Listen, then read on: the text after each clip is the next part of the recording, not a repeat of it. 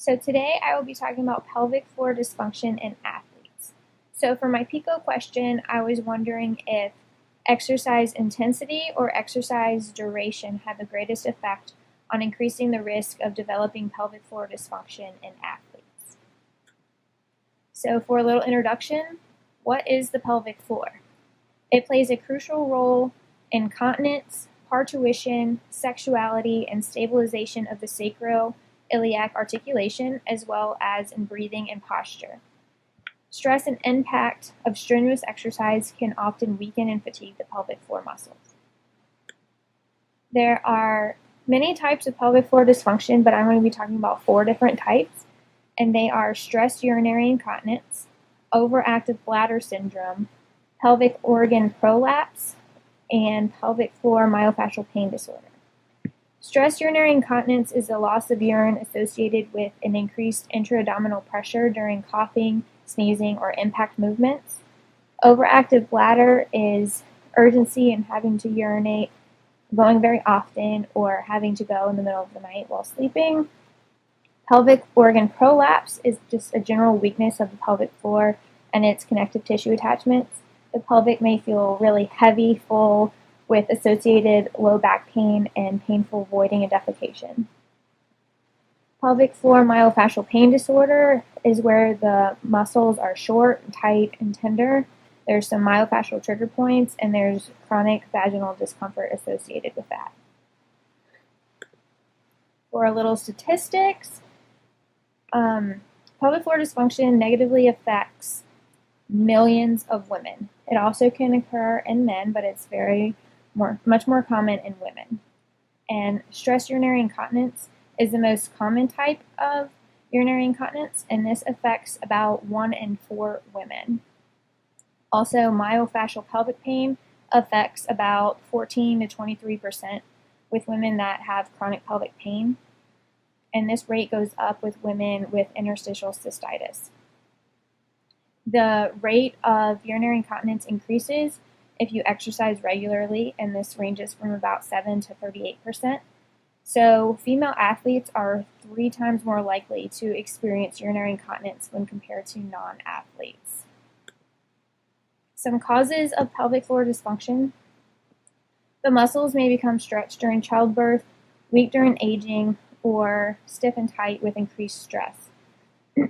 There's lower perineal pressure.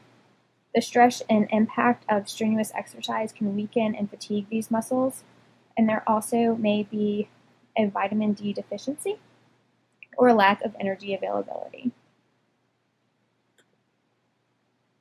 Risk factors, like I said, this can happen in men and women as shown by the blue and pink bubbles, and then the yellow applies to anybody, but men that have had prostate cancer and women are more at risk if they have menstrual irregularities, they do high impact exercise with physically demanding sports, especially sports that put emphasis on weight, such as track, field, gymnastics, and dance, because those athletes are also at a high risk of disordered eating, so that can also lead to issues in the urinary department.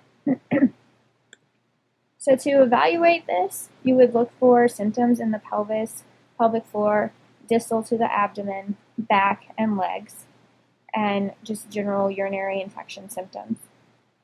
You would palpate the sacroiliac joints, the anterior superior iliac spine, and the pubic symphysis for tenderness.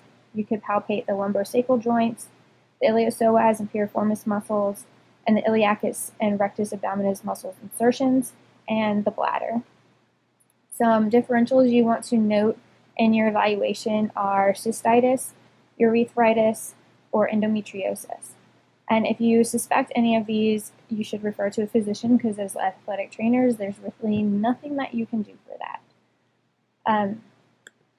But treatment-wise for athletic trainers, if they're having myofascial pain disorder or stress urinary incontinence, there's physical therapy. You can refer them to a physical therapist, or you could run through the exercises with them, and you want to strengthen and support the pelvic floor structures. Also, if they go to a specialist, they can do electrical stimulation, biofeedback, get medication, or just re-educating those muscles and behaviors. And then for overactive bladder, you can instruct on Kegel exercises, maybe do a weight loss program, or they can get some estrogen supplements. So outcomes may vary because there's very low adherence to these programs because of time restrictions, or they need multiple sessions to see any outcome. And many women postpone looking for medical help because they feel ashamed or embarrassed of having this happen. And so as athletic trainers, we need to really pay attention, recognize these signs and symptoms, and educate our athletes on treatment and what to expect from these treatments, because there can be a negative perception involved. We need to try to decrease their anxiety and tell them that it's okay and we're here to help. So we need to educate on prevention and detection of symptoms and learn how to do pelvic floor muscle exercises so we can incorporate and teach them in our training routines.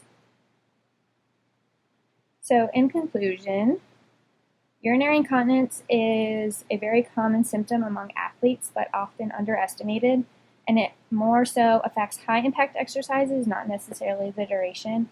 And so these are the athletes that are more at risk. And we need to provide greater awareness of these problems and incorporate these types of muscle trainings into our training plans with our young athletes. And these are my references.